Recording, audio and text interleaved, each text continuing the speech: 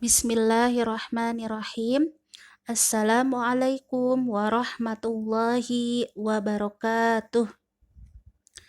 Sobahul khair solih-solihah. Semoga kita semua selalu dalam lindungan Allah Subhanahu wa Ta'ala. Amin ya Robbal 'Alamin. Khair solih-solihah. Alhamdulillah di minggu ini Ustazah masih bisa menyampaikan pembelajaran akidah Islam. Di minggu ini, Ustazah tidak akan memberikan tambahan materi bab baru, tetapi Ustazah akan memberikan ringkasan materi akidah Islam bab 1 dan 2 sebagai persiapan untuk pelaksanaan penilaian tengah semester. Materi akidah Islam bab 1 yaitu tentang iman, bab 2 tentang konsekuensi iman. Nah, Ustazah akan menyampaikan dulu ringkasan materi akidah Islam bab 1 yaitu tentang iman. Silakan solih-solihah menyimak videonya dengan baik. Ringkasan materi akidah Islam bab 1. Iman kepada Allah adalah pembeda antara orang kafir dan muslim. Setiap manusia yang dilahirkan sesungguhnya terlahir dalam kondisi beriman kepada Allah. Tetapi manusia yang memilih untuk tetap kafir atau beriman kepada Allah. Allah mengabarkan hal ini dalam surah Al-A'raf ayat 172 yang artinya, "Dan ingatlah ketika Tuhanmu mengeluarkan keturunan anak-anak Adam dari sulbi mereka, dan Allah mengambil kesaksian terhadap jiwa mereka seraya berfirman, Bukankah aku ini Tuhanmu? Mereka menjawab, Betul, Engkau Tuhan kami. Kami menjadi saksi. Kami lakukan yang demikian itu, agar di hari kiamat kamu tidak mengatakan, sesungguhnya kami Bani Adam adalah orang-orang yang lengah terhadap ini, keesaan Tuhan." Selanjutnya, iman secara bahasa berarti percaya dan yakin. Iman secara istilah syar'i yaitu tasdiqul jazmi al-mutabiqu lil waqi'an dalil. Iman secara istilah syar'i yaitu tasdiqul jazmi al-mutabiqu lil waqi'an dalil, yang artinya pembenaran yang pasti yang sesuai dengan fakta dan berdasarkan adanya dalil, yang artinya pembenaran yang pasti yang sesuai dengan fakta dan berdasarkan adanya dalil. Pembenaran yang pasti atau at-tasdiq al-jazim adalah keyakinan yang pasti tanpa keraguan dan kebimbangan. Pembenaran yang pasti atau at-tasdiq al-jazim adalah keyakinan yang pasti tanpa keraguan dan kebimbangan. Contohnya, orang yang beriman kepada Allah tidak akan ragu bahwa Allah adalah pencipta dan manusia harus menyembahnya. Sesuai dengan fakta atau kenyataan artinya fakta-fakta yang terindra membenarkannya dan tidak bertentangan. Sesuai dengan fakta atau kenyataan artinya fakta-fakta yang terindra membenarkannya dan tidak bertentangan. Contoh, keimanan bahwa Allah adalah Sang Pencipta harus didukung dengan fakta yang jelas, yaitu adanya makhluk yang diciptakan Allah. Nah, makhluk yang diciptakan Allah itu seperti apa? Manusia, hewan, tumbuhan, dan seluruh alam semesta ini. Berdasarkan dalil atau bukti artinya ada dalil atau bukti jelas yang mendasari keimanan itu, sehingga keimanan itu muncul bukan karena imajinasi atau khayalan, tetapi berdasarkan dalil atau bukti yang nyata.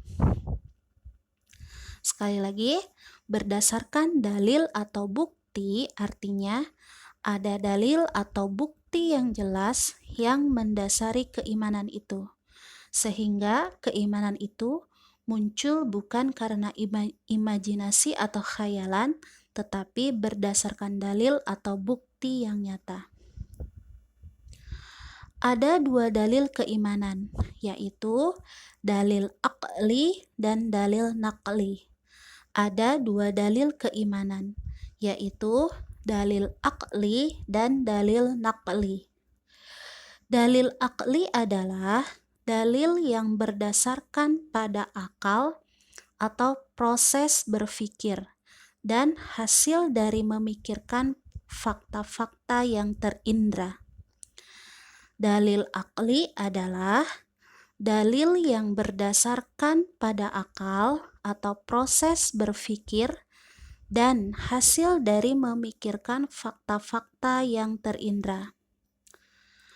Contoh penggunaan dalil aqli yaitu keimanan atau kepercayaan kita bahwa Allah pencipta alam semesta, dan keimanan atau kepercayaan kita bahwa Al-Quran adalah firman Allah.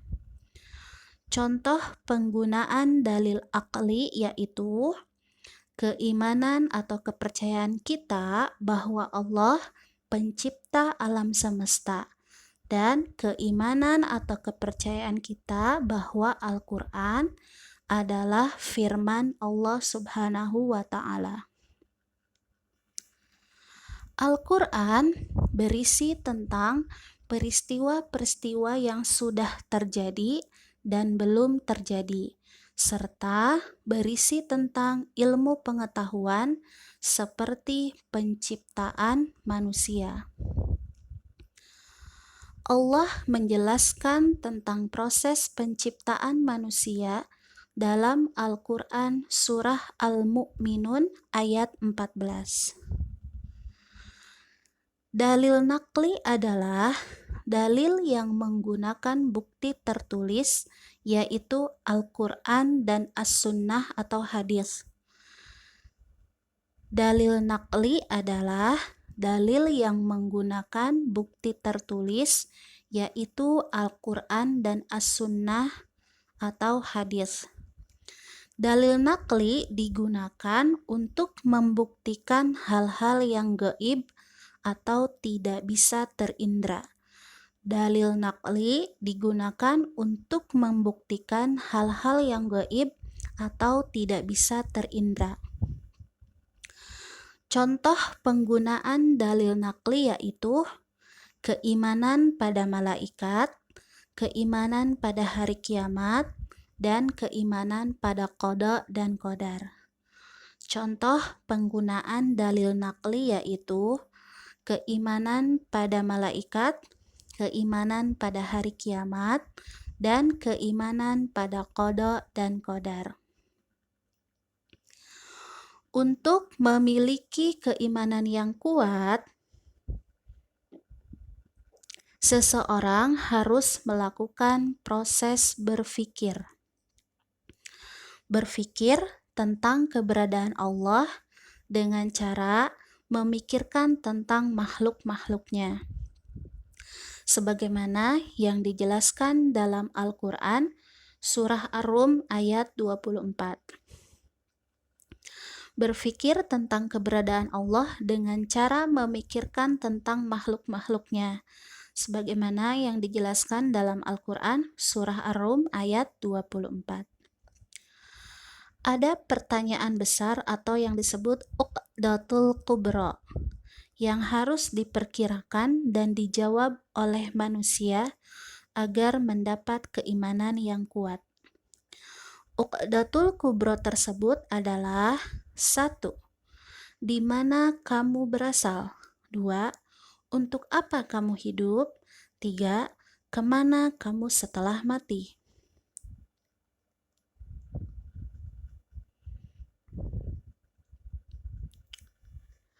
Setelah kita berpikir, kita akan menemukan jawaban dari Uqdatul Kubro tersebut, yaitu 1. Kita berasal dari Allah karena Allah yang telah menciptakan kita. 2. Kita hidup untuk beribadah kepada Allah Subhanahu wa taala.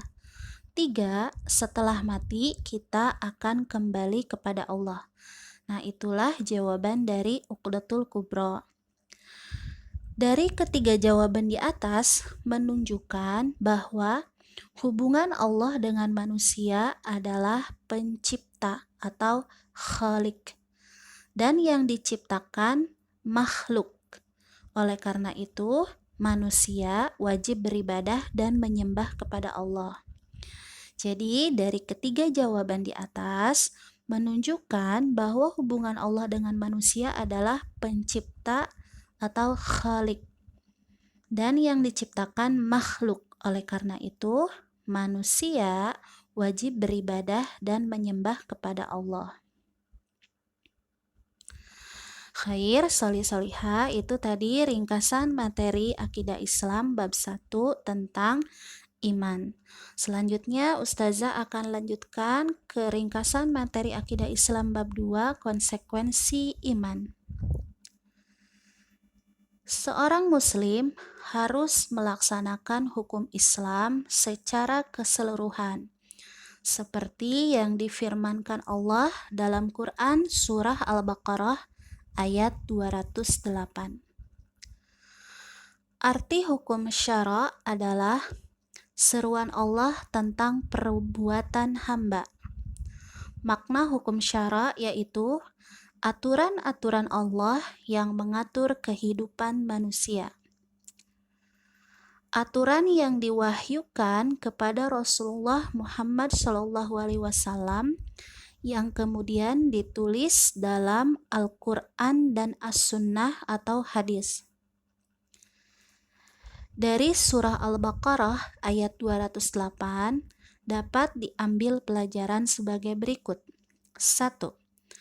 Kalimat "Hai orang-orang yang beriman" adalah penjelas bahwa ayat ini menyeru kepada orang-orang yang beriman pada Allah dan meninggalkan kekufuran. Kalimat "Masuklah kamu ke dalam Islam keseluruhan" adalah seruan bahwa harus melaksanakan hukum-hukum Islam seluruhnya sesuai Al-Quran dan Sunnah atau hadis. Kalimat "janganlah kamu turut langkah-langkah setan" adalah larangan Allah agar orang beriman jangan mengikuti ajakan setan yang selalu menggoda manusia untuk melanggar perintah Allah. Kalimat "sesungguhnya setan itu musuh yang nyata bagimu" adalah peringatan dari Allah bahwa setan adalah musuh bagi manusia. Hukum syara dibagi menjadi 2, yaitu hukum perbuatan dan hukum benda.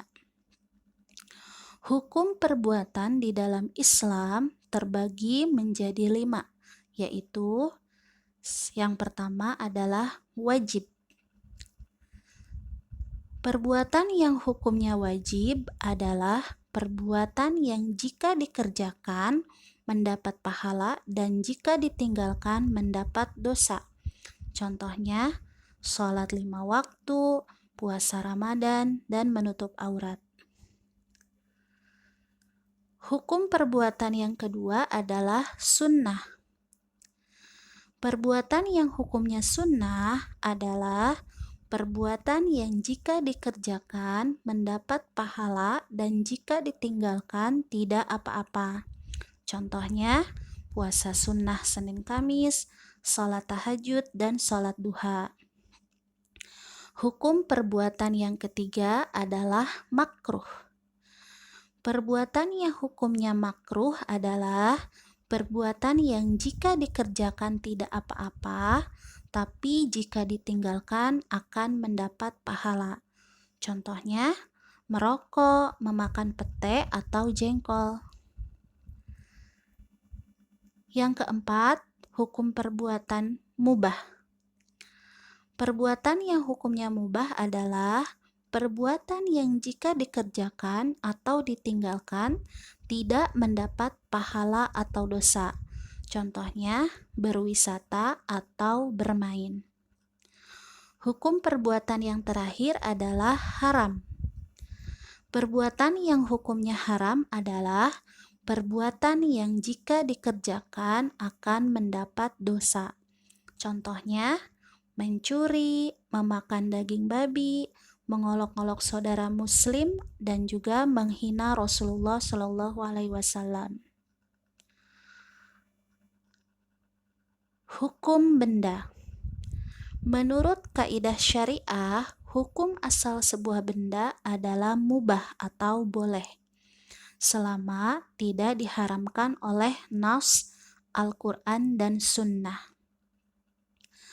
Contoh benda-benda yang Allah haramkan adalah daging babi, hewan yang disembelih tidak atas nama Allah, bangkai, darah, khamr atau alkohol.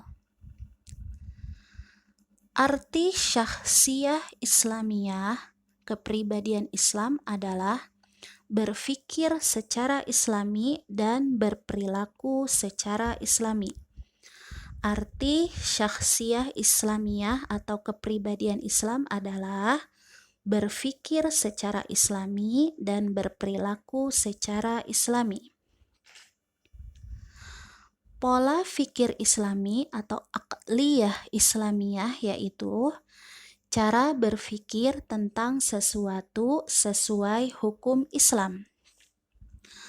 Pola fikir Islami atau aqliyah Islamiyah yaitu cara berpikir tentang sesuatu sesuai hukum Islam. Pola sikap Islami atau nafsiyah Islamiyah yaitu cara bersikap atau bertingkah laku sesuai dengan hukum Islam. Pola sikap Islami atau nafsiyah Islamiyah yaitu cara bersikap atau bertingkah laku sesuai dengan hukum Islam. Kisah Abdullah bin Mas'ud adalah contoh seseorang yang memiliki kepribadian Islam. Mengapa demikian? Karena 1. Ibnu Mas'ud memiliki cara berpikir yang Islami atau aqliyah Islamiyah. Seperti apa contohnya? Jadi, barang titipan memang tidak boleh dimanfaatkan tanpa sepengetahuan pemiliknya. Nah, Ibnu Mas'ud hanya mengembalakan kambing milik orang lain. Jadi, dia harus meminta izin terlebih dahulu sebelum memberikan susu pada Rasulullah. Maka dari itu, Ibnu Mas'ud tidak memberikan susu kepada Rasulullah. Nah, hal ini yang menjadi perilaku atau contoh bahwa Ibnu Mas'ud memiliki kepribadian Islam. Nah, selanjutnya Ibnu Mas'ud berperilaku Islami. Contohnya di sini, Ibnu Mas'ud berpikir bahwa kambing itu adalah barang titipan dan susu kambingnya tidak boleh diberikan kepada orang lain sebelum izin kepada pemiliknya. Dia pun melakukan sesuai yang difikirkan. Jadi Ibnu Mas'ud tidak memberikan susu itu kepada Rasulullah. Nah, dengan berperilaku seperti ini berarti Ibnu Mas'ud memiliki perilaku Islami. Nah, itulah contoh dari pola pikir dan juga perilaku Islami yang dicontohkan oleh Ibnu Mas'ud. Khair, solih-solihah, itu yang bisa Ustazah sampaikan untuk ringkasan materi bab 1 dan bab 2. Silahkan solih-solihah semuanya simak baik-baik dan juga dimurojaah untuk ringkasan materi ini supaya nanti ketika pelaksanaan penilaian tengah semester solih-solihah semua mendapatkan hasil terbaiknya. Selalu berdoa dan berusaha kepada Allah agar Allah memudahkan segala urusan kita. Khair, solih-solihah. Terima kasih Ustazah akhiri. Wassalamualaikum warahmatullahi wabarakatuh.